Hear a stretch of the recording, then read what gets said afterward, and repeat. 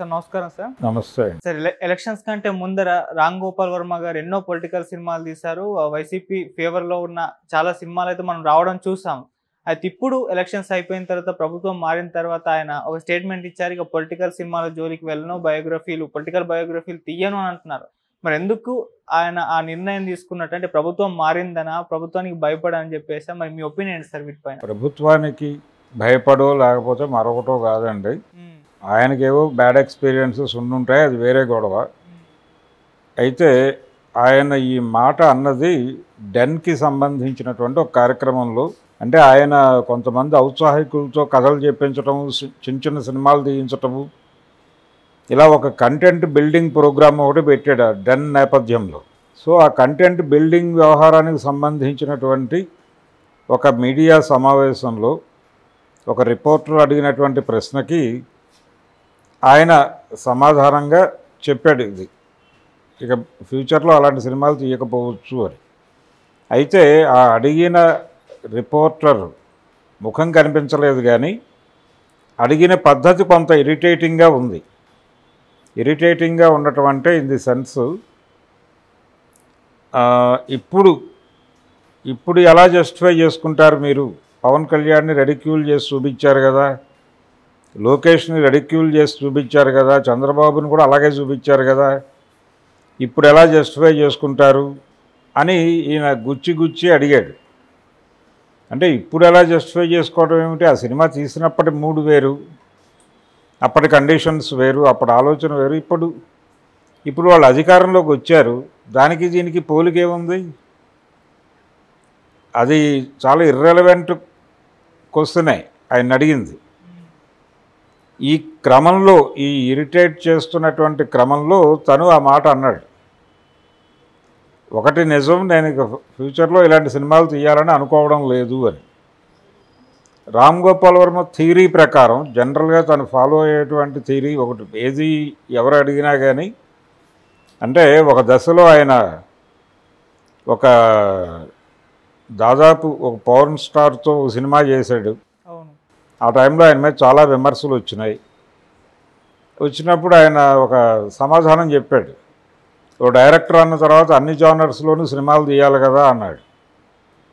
అట్లా నేను ఈ జానర్లో కూడా ఒక సినిమా తీశాను, నాలాగా ఇన్ని జానర్స్లో సినిమాలు తీసినటువంటి డైరెక్టర్ ఇంకొకటి ఉన్నాడా ఇండస్ట్రీలో అని ఒక ప్రశ్నని సంధించాడు ఆయన.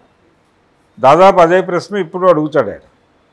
అదొక జానర్ చేశాను నేను, అయిపోయింది.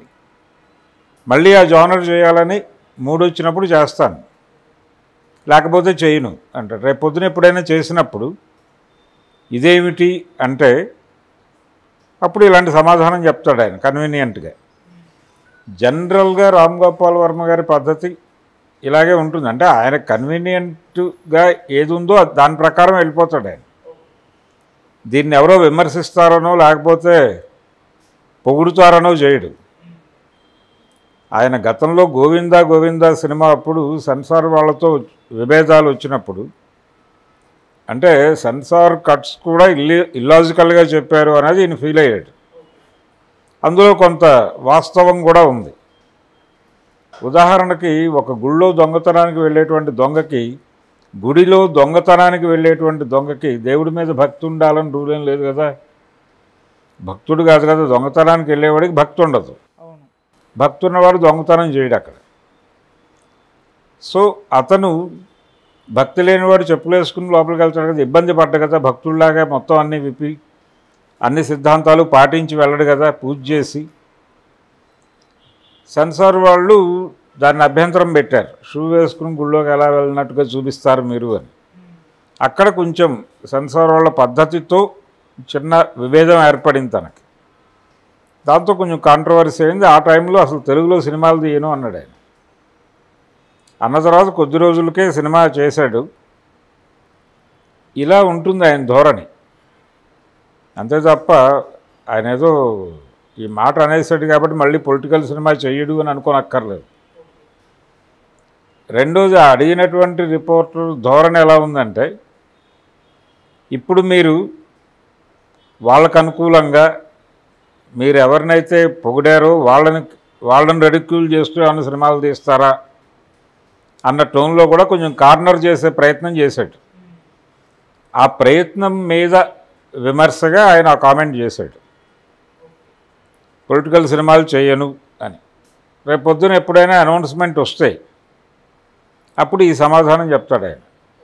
ఆ జానర్లో అప్పుడు వద్దనుకున్నాను, ఇప్పుడు ఆ జానర్లో సినిమా చేయాలని నాకు ఇంట్రెస్ట్ వచ్చింది, చేస్తున్నాను. మీకేమిటి అభ్యంతరం అంటే అవతల వాళ్ళు ఎవరు మాట్లాడటానికి అవకాశం లేదు కదా. తన పర్సనల్ స్పేస్ని చాలా జాగ్రత్తగా ఉంచుకుంటాడు ఆయన, రామ్ గోపాల్ వర్మ. ఆయన అవతల వాళ్ళ స్పేస్లోకి వెళ్తాడు అనే విమర్శ ఉంది, కానీ తన పర్సనల్ స్పేస్ని చాలా జాగ్రత్తగా ఉంచుకుంటాడు ఆయన. ఆ ఏరియాలోకి ఎవరు వచ్చినా కానీ క్షమించడు, ఆ జాగ్రత్తలతోనే మాట్లాడతాడు, ఆ కాషన్తో ఉంటాడు ఆయన. అందులో భాగంగా ఇచ్చినటువంటి ప్రకటనే తప్ప ఆయన ఫర్దర్గా భవిష్యత్తులో పొలిటికల్ సినిమాలు తీయడు అనే ఒక గ్యారంటీగానో లేకపోతే అదేదో హామీగానో శాసనంగానో తీసుకోనక్కర్లేదు. సరే, వీళ్ళని విమర్శిస్తూ చాలా సినిమాలు తీశారు కదా, అంటే టీడీపీ వాళ్ళని, లోకేష్ గారు కానివ్వండి లేకపోతే చంద్రబాబు నాయుడు గారు, ఇప్పుడు వాళ్ళు కక్ష సాధింపేమని ఆర్జీ గారి పైన చేసే ప్రయత్నం చేస్తారంటారా? డెఫినెట్గా చేయరు. ఎందుకంటే రామ్ గోపాల్ వర్మ జోలికి రావటం వలన వాళ్ళకు వచ్చేటువంటి ప్రయోజనం ఏమి ఉండదు. ప్రయోజనం అంటే వర్మ తన అభిప్రాయాలు చెప్పానంటాడు ఆయన. నాకు అనిపించింది, నేను సినిమా తీశాను, అలా అనిపించకూడదు అని ఎక్కడైనా ఉందా అని ఆయన పద్ధతిలో అవతల వాళ్ళని ఇంట్రాగేట్ చేయటం మొదలు పెడితే తట్టుకోలేరు. అందుకని ఎట్టి పరిస్థితుల్లోనూ ఆ పని చేయరు. గతంలో ఆయన మీద నాగబాబు, చిరంజీవి కామెంట్స్ చేసినప్పుడు కూడా అదే ధోరణిలో రియాక్ట్ అయ్యాడు ఆయన. అందుకని ఇప్పటికిప్పుడు ఆయన మీద ఏదో కక్ష సాధింపు చర్యలు అవి డెఫినెట్గా పెట్టుకోరు. ఇతర కార్యక్రమాల మీద దృష్టి పెడతారు వాళ్ళు. ఈయన ఎలాగూ ఇప్పుడు వాళ్ళతో ట్రావెల్ అవ్వలేడు కాబట్టి, అంటే పవర్లో ఉన్నటువంటి పాలిటిక్స్ మీద, పవర్ పాలిటిక్స్ అంటే అధికారంలో ఉన్న వాళ్ళకి వ్యతిరేకంగా సినిమా తీసిన చరిత్ర కూడా ఉంది కదా వర్మకి. అది కూడా చెప్పాడు ఆయన వేదిక మీదే. అంటే పవర్లో ఉన్న వాళ్ళకి అంటే మీరు భయపడతారా అన్న టోన్లో కూడా ఒక ప్రశ్న వెళ్ళింది. అదేమిటి, తెలుగుదేశం అధికారంలో ఉన్నప్పుడు కదా నేను లక్ష్మీ ఎన్టీఆర్ తీసింది అన్నాడు ఆయన. ఆ వివాదం అయింది కదా, అది అక్కడ రిలీజ్ కానివ్వలేదు, ఈయన వెళ్ళాడు ఎయిర్పోర్ట్లోంచి బయటికి వెళ్ళనివ్వలేదు, అదంతా చూసాం కదా మనం అప్పుడు. అందుకని ఆయన తన మార్జిన్, తన స్పేసు చాలా జాగ్రత్తగా చూసుకుంటాడు. అది జాగ్రత్తగా ప్రొటెక్ట్ చేసుకుంటూ ఆ ఏరియాలోకి ఎవరన్నా వస్తే దాడి తీవ్రంగా చేస్తాడు. అదే చేశాడు ఈరోజు. చంద్రబాబు నాయుడు దగ్గరికి వెళ్ళి ఆ ములాఖాత్ పెట్టి మద్దతు ప్రకటించు, ఇవన్నీ డిజైన్ చేసింది బీజేపీ. ఆ డిజైనింగ్లో భాగంగా వెళ్ళాడు ఆయన. చంద్రబాబుని తమ కంట్రోల్లో తీసుకోవాలని వాళ్ళు అనుకున్నారు కాబట్టి జరిగింది. వాళ్ళు అనుకోకపోతే చంద్రబాబు నాయుడు ఆ డిజైన్లోకి వచ్చుండేవాడు కాకపోవచ్చు. సో అది బీజేపీ తాలూకా వ్యవహారం. బీజేపీతో ఎలాగైనా స్నేహం చేయాలనుకున్నప్పుడు వాళ్ళకి తన మనస్సుని నివేదించడానికి చంద్రబాబుకున్న ఏకైక అవకాశం పవన్ కళ్యాణ్. పవన్ కళ్యాణ్ ద్వారానే ఆయన మెసేజ్లు పంపించాడు, వాళ్ళకి ప్రేమలేఖలు రాశాడు. దేనికి వాళ్ళు స్పందించాల. వాళ్ళకి అవసరం అనిపించినప్పుడు మాత్రం అదే పవన్ కళ్యాణ్ ద్వారా ఒక సంధి చేశారు, కూటమి కట్టారు, ఎన్నికలకు వెళ్ళారు, విజయం సాధించారు. ఈ క్రమంలో అంటే పవన్ కళ్యాణ్తో జాగ్రత్తగా ఉండాల్సిన అవసరం చంద్రబాబుకి ఉంది అనడానికి ఇంకొక నిదర్శనం మొన్న ప్రమాణ స్వీకారం రోజు. Thank you so much. Thank you.